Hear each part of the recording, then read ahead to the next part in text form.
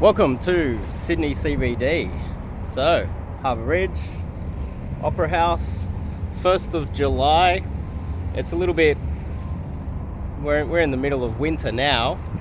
But yeah, we can still wear t-shirts, it's still warm, we can still game all the time.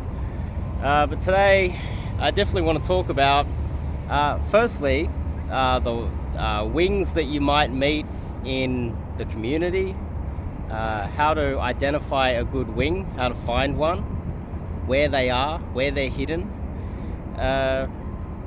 adding value and respecting your own time is a good lesson. We need to talk about that. Talking about coaches and all this other stuff as well. You'll notice that I didn't really get much clicks from it, so I kind of moved away from it. But I had a post, I posted in my community pad, in that post area there in the channel. Some guy called Malcolm, he been reaching out to me for over a year now. He doesn't respect my time and he doesn't respect his own time. I would get messages, one sentence messages, just random shit like, how to date a girl, how to hook a girl, where's a girl? And it's like, dude, I don't know the context to what you're talking about. The least you can do is, I don't know the context. Where are you? What type of girl you're approaching? Is it night game, day game? Is she above or below your mate value? Like, can I have some context? If you're in the Philippines, okay, like, what type of girls are you approaching? Where, how? Give me some context behind it. And also keep in mind that if I'm replying to you, that I'm doing it out of my free time. Just talking to you takes time away from me. This is a great little video to make, because at least, like, if you want something from someone, add some value to them first. At least be friendly. Hey, how are you going? This is Malcolm. How can I help you? Can I add some value to you? I've got some questions. Negotiate with the guy. This is how I found myself connecting with a lot of high value men in Australia. Reaching out to them, connecting with them. I've got connections in politics and in the military and things like that. I met them through either DMing them and adding some sort of value first, and then we became friends. Recently met a guy who's one of Australia's richest men. I cold approached him off the street, but I added value first, you see. And so if you don't add value to the people that you're reaching out to, then you're just being a parasite, and you're going to eventually wear out your welcome. They're going to get bored with answering your silly questions if you don't add any value in return. And so this gets me into a lot of the community in the groups. I got on a call with a guy literally last night, and he's new, and one of my first bits of advice was, in the groups, you're going to have a lot of trouble finding decent wings. There's a lot of seriously weird guys like Malcolm in there that are just weirdos. And they're going to try to extract what they can out of you. And if it gets to the point where you're not their slave, you're not adding value to them, you're not turning up and winging them and helping them get laid, then they'll turn on you like psychos. They'll legit just turn on you if you don't give them freebies all the time. And imagine this: if you've approached this guy, approaches a girl, gets her number, starts texting her. I don't know how close it could get. Maybe they'll go on one date, and then she decides not to speak to him ever again. She doesn't want to date him anymore. And then he becomes obsessed. He becomes a stalker. He becomes super weird and starts looking at everything that she does, hanging out the front of her place. That's like this Malcolm guy. It's like, Okay, well, if you haven't had value, it didn't work out, move on. Find someone else that can help you. If you're focusing on every person that you've met in the past and every girl that you've met in the past that's rejected you, you're never going to move forward. You're going to be constantly arguing with the girls in your past. You're going to be constantly stalking them and trying to find out things about them and telling their mum that they're a slut and attacking them. And that is only going to end up getting you in trouble. One, eventually the police will be called, you end up being a stalker. But it's important to have that inner game there. Well, okay, it didn't work out with this girl, didn't work out with this person, this friend. Move on. Close friends of mine that I've had falling outs with, I don't talk shit about them. I still see us as bros forever. Close friends of mine, I don't talk shit about them. If you ever see me talking shit about someone, it's someone that I don't really know. And a lot of it is to get clicks on this channel. There's a little bit of drama, gets a little bit of clicks. I'm not sure if it converts into clients or anything like that. But if you're the type of guy that's just like running around getting in arguments all the time and not adding value, maybe that's something that you should look at. And every girl that rejects you, you become a stalker, as if like you own her. The same way this guy thought that when I was like, okay, dude, stop asking stupid questions, warning, warning, warning, warning, warning. And then eventually I'm like, dude, I'm gonna have to block you eventually. I just started blocking him everywhere. And then became a stalker. Now he's a hater. He's gone from, I wouldn't call a fan, but like someone who was messaging me all the time, looking like a parasite, to a hater, to someone that was like, this guy has something that I need. He has information that I need. Dave has a lot of information that I need to fuck Dave. Dave's shit. It's like, well, if I was shit in the first place, why were you messaging me in the first place? And then some guys out there in the community, they talk about stoicism. They talk about, oh, well, this guy called this guy a cunt, so therefore he doesn't have game. Well, just because he's calling other guys cunts doesn't mean that he is calling girls cunts. Although I'd say that the type of guy that's going to harass you, and you're like, dude, I've had enough, and then goes out and is like, I'm gonna get him, I'm gonna talk shit about him, I'm gonna make up some shit, I'm gonna get him. And then, I don't even see that as a negative. Like, if you're a cunt and someone calls you a cunt, doesn't always mean that you're a cunt. But if someone DMs you and says you're a cunt, you're having a DM off, keep it private. But if you want to go public with it and be a cunt, then you're a cunt. It's as simple as that.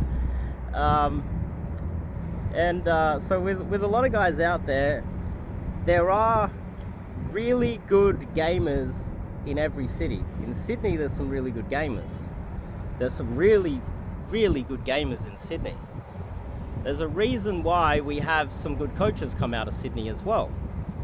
Now, are all of the good elite gamers in Sydney in the general group? No, they're not. They're not in the group with Malcolm. They're not hanging out with Malcolm. They're not talking to Malcolm. The guys in the group, the elite guys, they might be hovering around the groups. They might meet up with a few weird guys, never speak to them again, until I eventually find enough guys that are half decent. And what they will do is, then they'll have a core group of wings that they wing all the time. Now this core group, I might move, it's a little bit windy. Hopefully you guys can hear me okay. So this core group of guys, it's going to be hard to find them. You can only meet them through referrals. It's almost like trying to track down a drug dealer.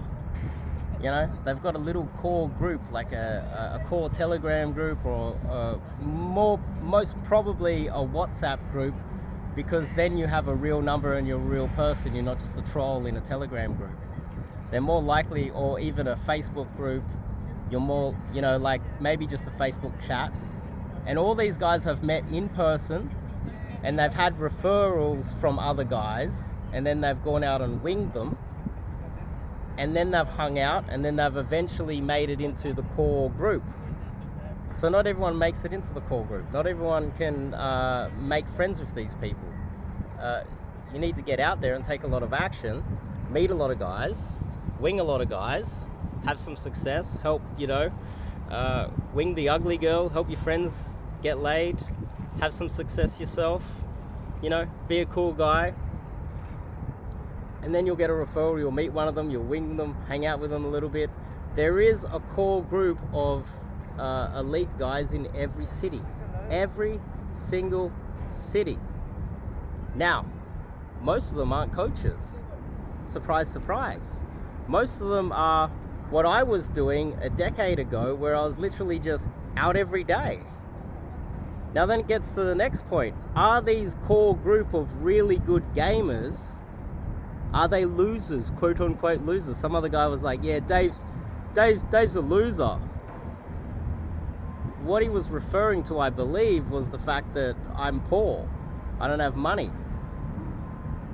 So how can you get good at game, like really good at game, if you are working on your business? Like, 10 hours, 12, 14 hours a day working on a business to get rich, working on your career, getting your PhD. It is really difficult to do both. Most of the elite gamers, a large percentage of them are naturals.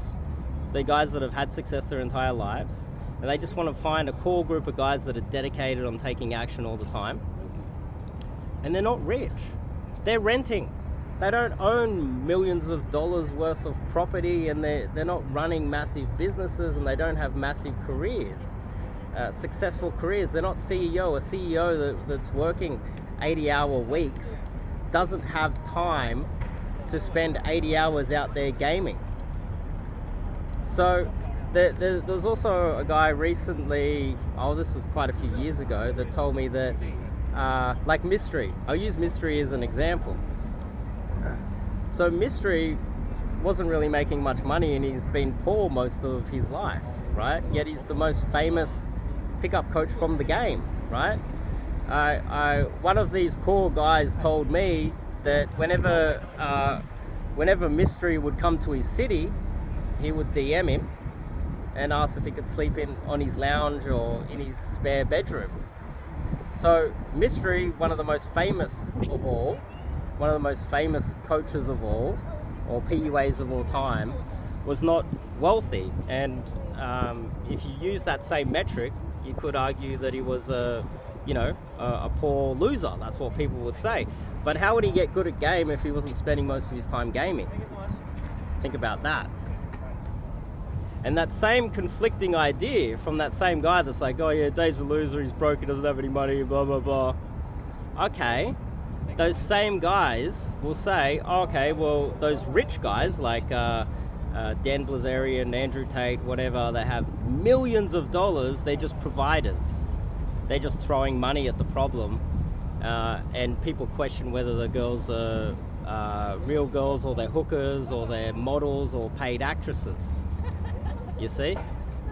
Then it opens up a whole nother rabbit hole, but they're conflicting ideas here. It's like, okay, well, how can you get good at game unless you spend a lot of time gaming? And the other one is, okay, well, he's a loser, he spent too much time gaming and getting too much success with women, but he's a loser because he doesn't have any money. They're conflicting ideas. It is better to have a mix of both, and this is what I recommend that you guys do. You work your full-time job and try to hit the clubs on the weekend and do some DG Monday to Friday, but you're not always going to be able to do that.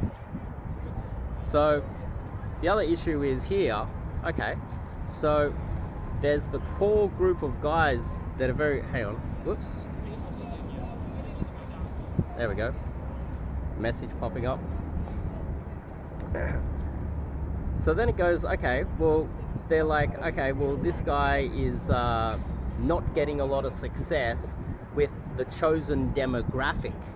Okay, well, what he does is he's only getting success with a certain demographic that is easy Well, I would actually argue the opposite with that. So whenever I have a student that is generally if you're a white guy of like, European descent, I would say it would be easier for you to pick up a white girl. If you're from the subcontinent, you're like Indian background, it will be easier for you to pick up an Indian girl. And if you're from any other background, if you're Asian, so the Asian guys that I've had as students, it has been a piece of cake for them to pick up Asian girls. Now, that doesn't match with the ideas out there, really. Now, if a guy is mainly choosing, this is a complicated topic, a complicated rabbit hole to go down, but when you look at most of the coaches out there and a lot of the guys in the community that are complaining about these things, okay, well, the guy is not a loser. He's a tall, handsome guy, very charismatic. He's got money, he's very successful, he's getting all the clients, he's getting all the students. But is he living in Sydney? Or is he living in Poland? Is he living in South America? And on top of that, if that guy was tall, he wasn't a loser, like just he won the genetic lottery and he doesn't have any, he's tall, handsome, good looking, and he happens to be coaching while he's a good looking guy, then he should have success in a place like Sydney anyway. But why is he spending a lot of time outside of Sydney? And that argument is not applicable to me when I've done only a few little trips there. And also in Sydney is one of the most, New South Wales is one of the most corrupt states on planet Earth. People don't think that. Why? Because you don't know it's corrupt, because it is the most corrupt. Now the last Premier of New South Wales, she had her phones tapped and she was doing deals with the CCP selling out Australia to China, the CCP, literally selling out the country for influence. ICAC was investigating her. Her name is Gladys Berejiklian. Now this is the same politician that is connected to a party that put in place rules that you cannot secretly record a conversation. You cannot secretly record like the audio or visual or whatever. You can film in public like this and someone walks by, whatever. You can vlog, that's okay. But you can't secretly, Project Veritas. You can't secretly record. Why? Because all of the politicians here are the most corrupt in the world, and if we had a whole bunch of Project Veritases out here, the entire country would get the worst reputation. People say Ukraine is the most corrupt country on planet Earth. It's not. It's not corrupt compared to Australia. Australia is the most corrupt on planet Earth. And so, so filming in fields in Australia is illegal. And I've spoken to a lot of coaches about that. They're very careful about doing that. You can literally find yourself in a jail cell for secretly recording a conversation. You can get yourself in a lot of trouble, but that comes from how corrupt the country is. So then if I'm posting and it's posting from overseas, it's because it's the only place that's safe to actually post them from. And then we have a look at a lot of the results from my students. My students have a lot of good results. They have a lot of really good results. Now, people talk about Keys to the VIP. I don't know if you guys know about the Keys to the VIP, but it was a Canadian TV show where they would get coaches or pickup dudes and they'll go out there and they'll have a bunch of judges and they'll go out there and they would go out and do pickup night game, and then the judges would they would gauge, okay, well, this guy got a lot of numbers and a lot of hookups with girls because he was a male stripper with a six-pack and he was good looking. They took into account the mate value. It wasn't always the best looking guy that got that won in Keys to the VIP. It was the guy that had the best game based on his mate value. And you black pill guys out there would understand that would agree with that. Looks matter. Guys like myself, we also understand looks matter, but you can still have miracles happen and have some success out here with proper game. There's a lot of rejection, but that's life. Don't expect, okay, how many approaches do I have to do until I get laid? It's like, come on, dude. Based on your mate value, what type of girls are you approaching? What demographic? If you're an Asian guy looking for a white girl, or an Indian guy looking for a white girl, or if you're a overweight guy and you're in your 40s and you want to go girl in your 20s, the rejection rate's going to be a little bit higher. It's going to be based on your game as well. Welcome to game. That's what it is. There is a lot of rejection out here. So then we go back, full circle, back to the groups, and we go, okay, well, what type of guys are in the groups and how are they going to help you? Well, most of them aren't going to be able to help you. Most of them are theory junkies that are posting hate in the groups. The admins have to constantly pull them in the line. They're chucking tantrums all the time.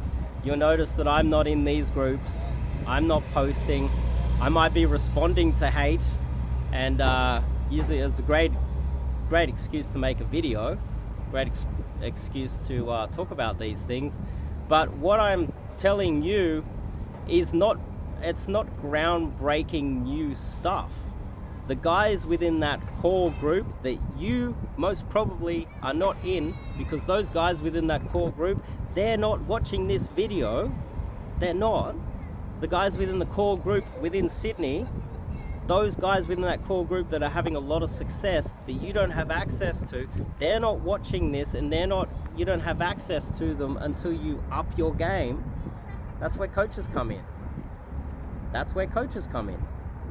They come in and they're like, okay, well, this is where you're at. How can I help you to at least get to beginner level? There's guys that will say that they're intermediate when they're basically beginner level. You will meet a lot of guys in the groups that are just super weird, and if you're new, you'll realize that real fast, that the guys in the groups are super weird. You go into Sydney day game, most of them are weird. Now, I will give you a golden nugget on how to find these guys. Most of them are night gamers. They're not day gamers. Okay? There's night gamers that focus on night game, and you will notice let's just say you stay in the communities for about a year and you take a lot of action and you meet a lot of guys, you will notice that there's guys that either focus on day game or night game. There's no guys in between. There are guys in between, but they're in the elite groups. There's guys in those elite groups that do night game. They focus on night game mainly, but they'll also do day game sessions together for fun. They're often cool guys that are a lot of fun to be around. Surprise, surprise. They're not all jacked, tall, good-looking, pretty boys either. They're not all men's men. There's the man's man. There's the guy that works in construction. He goes to the pub with a bunch of guys, watches some football. He's a little rough around the edges. All the other guys like him just because of who he is. It's not always the man's man that gets the pussy. All the other guys might like him, and if he was to become a coach, he'd probably get a lot of students, and you see a lot of them out there. But the guys that get a lot of the pussy, they're not all men's men. They're not the type of guy that other men are like, I like that guy. Just because I just like that guy for no reason, just like him because he seems cool. Quite often, the ladies' man is not very popular amongst other men. He's popular amongst women, right? And you will notice them in the elite groups. You also will notice that there are guys that are totally they're on the verge of poverty in these elite groups. I know of one guy who lives with his girlfriend that he picked up through day game. I coached him over a decade ago. And when she goes to work, he goes out and meets other girls. Doesn't have a job, doesn't have any money. He spends his time living with his girlfriend, and if he pulls the girl back, he goes and cleans up everything, hides all of her stuff, hides her toothbrush in the apartment that they live in, and pulls girls back, and then cleans up all the hair, vacuums everything before she comes back from work. These guys aren't multi-millionaires that are men's men that you just look at him and go, oh, I like that guy. You don't. You probably meet him and go, I don't really like that guy. But he's getting more pussy than you, and he's getting more pussy than the men's men. So this is complicated. Unless the guy has a lot of money and he finds himself able to live through coaching in, say, South America or Asia or Poland, you know, then it's a little bit different. But I can't afford to leave here and go live in Asia. I just can't do that. So I'm stuck here in Sydney, and I don't really have any complaints about that. But yeah, Malcolm, you reach out to people for some help, and they spend some time trying to help you, and then you turn on them and stalk them and want to talk shit about them publicly. You are a cunt. You're the definition of a cunt. And instead of hovering around asking retarded questions, why don't you meet some guys in the groups that are on your level, which is right at the very bottom, virgin incel fucker, and go out and game. That's some good advice. It's funny, even after you talk shit about me, I'm still helping you. You're welcome, Malcolm. Anyway, I'll see you guys in the next video.